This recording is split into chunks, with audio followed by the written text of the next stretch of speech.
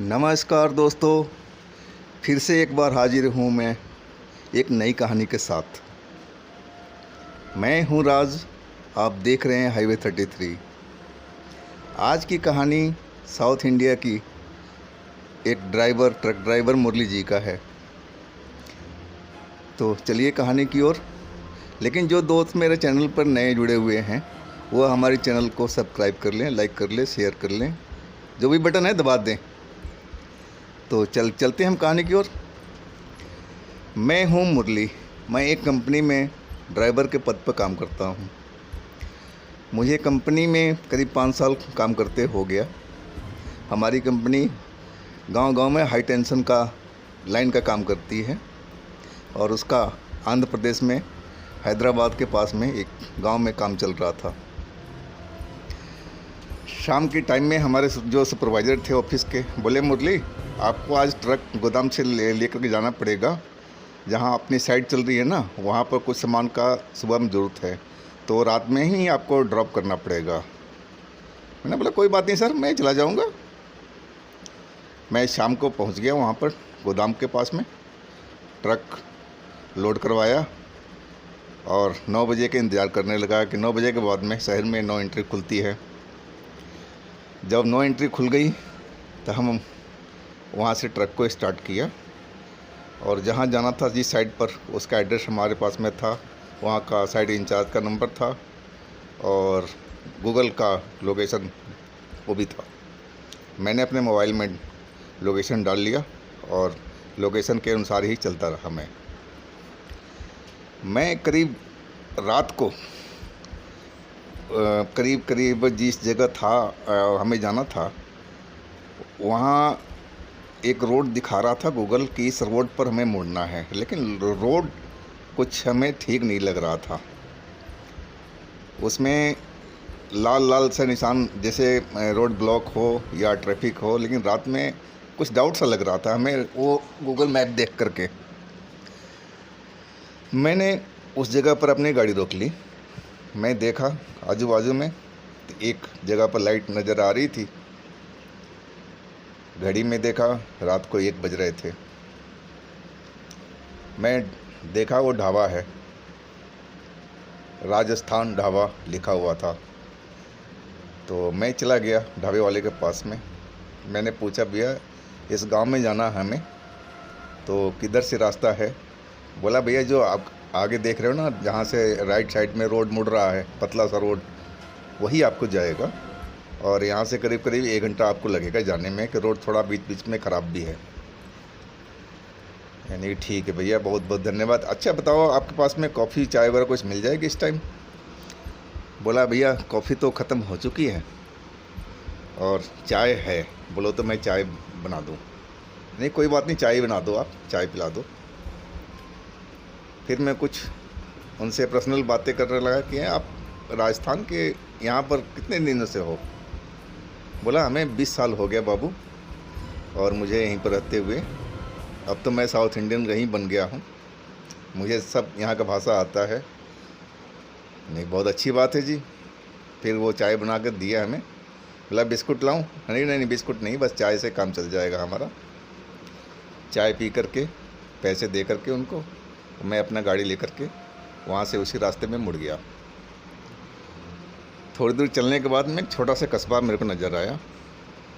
हल्का हल्का street light जल रही थी, बहुत कम था रोड पर, तो बाकी तो अंधेरा ही था।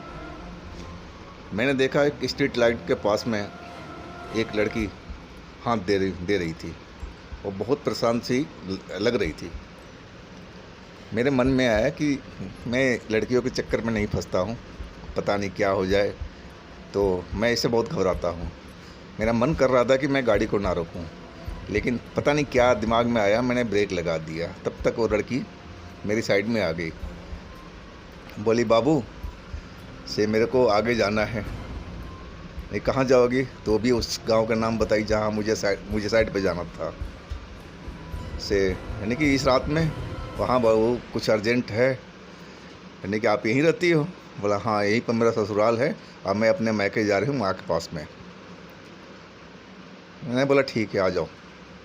उसके हाथ में कुछ भी नहीं था, जो कपड़ा साड़ी पहन रखी थी वही पहन रखी थी, और कोई सामान भी उसके पास में नहीं था। मैंने कंडक्टर वाला सीट साइड से गेट खोल दिया, वो आकर के बैठ गई। उसके चेहरे से पसीने पसीने हो रहे थे और बदहवास सी नज़र आ रही थी, बाल बिखरे हुए से थे। मैंने बोला आराम से बैठ जाओ, टेंशन मत करो, मैं आपको छोड़ दूँगा, लो ये पानी पियो।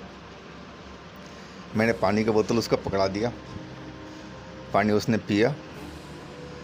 फिर मैंने ट्रक को आगे बढ़ा दिया, लेकिन बात तो उससे करता रहा, पूछता रहा, नहीं कि इस बताओ रात में आप क्या क्या माजरा हो गया, आपके मम्मी की तबीयत ख़राब है? बोलती नहीं, मम्मी की तबीयत ख़राब नहीं है। नहीं, फिर क्या बात है? तो नज़रें झुका लिया, नीचे कर ली। बोले कि मैं जो बोलूँगी ना आप विश्वास नहीं कर पाओगे। यानी कि हाँ हाँ बोलो आप, मैं विश्वास करूँगा। फिर उसने कहानी बताना शुरू किया कि मेरी शादी को अभी 3 महीना हुआ है, और मेरी रिश्तेदार में ही किसी ने शादी करवाई थी। मुझे ये शादी करा के फंसा दिए हैं, मेरे को बर्बाद कर दिए हैं अच्छी तरह से। यानी कि आपका नाम? तो बोलिए मंजू। अच्छा। फिर वो आगे कहानी उसने बताया कि मैं पहले ही रात ससुराल में जब आई थी, सुहाग रात में, तो पता लग गया कि मेरा जो पति है वो दारूबाज है, बेवड़ा है। वो उस दिन भी दारू पी करके टल्ली होकर के आया, और आकर के गाली वाली दिया, अपने माँ से भी झगड़ा किया। हमारी एक सासी है इस घर में और कोई नहीं है। वो दिन भर मजदूरी करता है, रात को दारू पीना है उसका डेली का काम है। तो उस दिन की कहानी बता रही हूँ, जब फर्स्ट नाइट थी हमारे दिल में भी उमंग थे। तो मैं इंतज़ार करती कि हमारा पति आएगा, लेकिन आया तो बड़ी बुरी हालत में दारू पी करके गाली देता हुआ आया, मेरे से भी झगड़ा करने लगा। मैं चुपचाप बैठी रही पलंग पर, लेकिन वो हमारे पास बिल्कुल नहीं आया। नीचे तकिया लगा करके, चटाई बिछा करके नीचे सो गया। उसके बाद उसका होश ही नहीं था। मैं कई बार उठाने की कोशिश किया, लेकिन वो जब भी उठाती तभी वो गाली देता। मैंने छोड़ दिया उसको उठाना। मैं जा कर के पलंग पर काफ़ी देर तो नींद नहीं आई। इसके बाद मैं पता नहीं कब नींद आ गई। सुबह जब मैं उठी तो देखा मेरे बदन पे एक भी कपड़े नहीं है। मैं चौंक गई, कोई इंसान तो दारू पी के लेटा हुआ था, तो मेरे कपड़े किसने खोल दिए? मैं थोड़ा घबरा सी गई। फिर मैं अपने कपड़े वपड़े पहने और फ्रेश होकर के आई। तब तक हमारे पतिदेव जग गए थे। बूढ़ी माँ ने कॉफ़ी बना करके दिया, बोले जाओ दे आओ बेटे को। मैं कॉफ़ी लेके आई, उनको दिया। फिर मैंने सब चाहते हुए पूछा कि आपने मेरे कपड़े उतारे थे क्या रात में? फिर वो भद्दी सी गाली मेरे को दिए, कह रहे कि हम नहीं आपको पास गए थे ना कपड़े उतारे थे, आपको ही अपना कपड़ा शरीर दिखाने का शौक़ है, से आप दिखाते रहो, मुझे कोई मतलब नहीं है, मैं अपने काम से मतलब रखता हूँ और अपने दारू से। तो मैंने बोला जब आपको दारू से ही शौक़ था तो मेरा शादी क्यों की? बोला शादी की, गांव वालों ने बोला कुंवारे रहोगे क्या, मर जाओगे कुंवारे, तो हमने शादी कर ली। तो मुझे लगा कि चलो कुछ दिन की बात है, ये फिर सुधर जाएंगे। तो मैं इसी आस में बैठी रही। ये तो रोज़ की कहानी बन गई थी। रोज़ दारू पी के आना, लेट जाना, और सुबह में जब उठती तो हमारे शरीर पर कपड़े गायब मिलते। मैं परेशान हो गई, यानी कि चक्कर क्या है। इस बात को करीब 3 महीने हो चुके थे। तो एक दिन मैंने सोचा शायद ये पति का ही काम है, और ये चुपचाप मेरे कपड़े उतार देता होगा, मगर मैं गहरी नींद में होती होंगी और ये सो जाता होगा। फिर मैंने इस चीज़ पर ध्यान देना ही बंद कर दिया कि शायद ये पति का ही काम है। आज की बात बता रही हूँ। मैं बाथरूम होके आई, पति हमारा नीचे सोया हुआ था। मैंने उसको एक बार उठाने की कोशिश की, लेकिन वो उठा नहीं। फिर मैं पानी पी करके और सोने की तैयारी करने लगी। उस टाइम रात का 11 ऐसे ही बज रहा था। मैं 10 मिनट लेटी रही आंखें बंद करके, लेकिन मुझे नींद नहीं आई। मैं सोचने लगी मैं कहाँ किसके चक्कर में फंस गई, ये मेरी ज़िंदगी ख़राब हो गई, पति को हमसे कोई मतलब ही नहीं है। ये हमारी तो ज़िंदगी नर्क बन गई, जिसने भी शादी करवाया है मेरे को धोखा दिया है, फंसा दिया है। मैं यही सब बातें उलझुल सोच रही थी। तभी मुझे लगा कि मेरा कोई साड़ी को खोल रहा है, ऐसा महसूस हुआ। फिर भी मैं आंखें बंद करके लेटी रही, मालूम नहीं होने दिया कि मैं जग रही हूँ। साड़ी मेरी खुल चुकी थी, सारे कपड़े उतर गए और मैं नंग धड़ंग पड़ी हुई थी। कमरे में 0 वाट का लाइट जल रहा था, इतना उजाला था कि हम देख पाए। तभी लगा मेरे ऊपर कोई चढ़ के बैठ गया है, इतना वज़न महसूस हुआ। मेरे पति तो इतना वज़न का था ही नहीं। मुझे लगा कुछ ना कुछ गड़बड़ ज़रूर है। मैं अपनी आंखें खोली तो देखा एक काला सा साया धुआं से दिख रहा था, जैसे धुंध हो, लेकिन उसकी आंखें चमक रही थी। मैं देखते ही चीख मारी, इतनी ज़ोर से चीख मारी, लेकिन पति हमारे उठने का नाम नहीं लिया। मैं पति देख रहा हूँ कि लेटा हुआ है वहीं पर। अब मैं तो इतना डर गई, दोबारा चीखने जा रही थी, तब तक वो जो भूत था, जो भी शैतान था, उसने मेरे को एक ज़ोरदार थप्पड़ मारा। थप्पड़ लगते ही मैं बेहोश होकर के नीचे गिर गई। इसके बाद मुझे मालूम नहीं कि मेरे साथ में क्या हुआ। अभी जब मेरी आँख खुली, होश में आई, मैंने अपने देखा कपड़े पहने और मैं उस घर से भाग करके आ गई। रोड पर आई तभी आपका गाड़ी का मुझे हेडलाइट नज़र आया, तब मैंने हाथ आपको दिया। उसकी ये कहानी सुन करके मैं इतना दंग रह गया, हैरान रह गया, मेरे रोंगटे खड़े हो गए। अब मेरे मुंह से आवाज़ नहीं निकल पा रहा कि आगे उससे पूछूं कि क्या हुआ। काफ़ी देर के बाद मैंने उसको फिर बोला, फिर अब क्या करोगी, वो कैसा था, कब से तुम्हारे साथ में ऐसा हो रहा था? करीब क्योंकि मालूम नहीं, फर्स्ट रात से ही मेरे साथ में ऐसा हो रहा था। वो कोई भूत है, शैतान है, क्या है मुझे नहीं मालूम, लेकिन है वो आत्मा ही है और मेरे साथ में ऐसे ऐसे व्यवहार कर रहा है वो। यानी कि तुम्हें अपने पति को बताना चाहिए था। कह रहा पति को क्या बताऊं, मैं तो उसी दिन से बोल रही थी कि मेरे कपड़े किसने उतारे, लेकिन पति तो विश्वास ही नहीं करता मेरे बात के ऊपर में। बोलती नहीं, तो खुद अपने कपड़े उतार कर सोई हुई होगी। वो मेरे पर ही लांछन लगाने लगता है, तुझे अपना शरीर दिखाने का शौक़ है, ये है वो है, दुनिया भर का कहानी वो बनाकर मेरे को सुनाने लगा। तो मैं इसे बात करना इस विषय पर छोड़ दिया। यानी फिर बोली अब मैं उस घर में जाना नहीं है, मैं अपने माँ के पास जाऊंगी और वहीं पर रहूंगी और आगे देखूंगी क्या करना है। अब मेरे में इतना हिम्मत नहीं है कि मैं ये चीज़ें सह पाऊँ। फिर मैंने पूछा, फिर आगे की ज़िंदगी कैसे चलेगी तुम्हारी? वो रोने लगी, बहुत देर तक रोती रही। मैंने उसको चुप कराया कि चुप हो जाओ, चुप हो जाओ।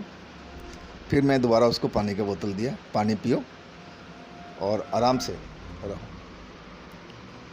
तो पानी पी लिया उसने, पानी पी करके और चुप हो गई। फिर हम आगे बढ़ते रहें। एक पेड़ के पास में मेरे को ब्रेक लगानी पड़ी।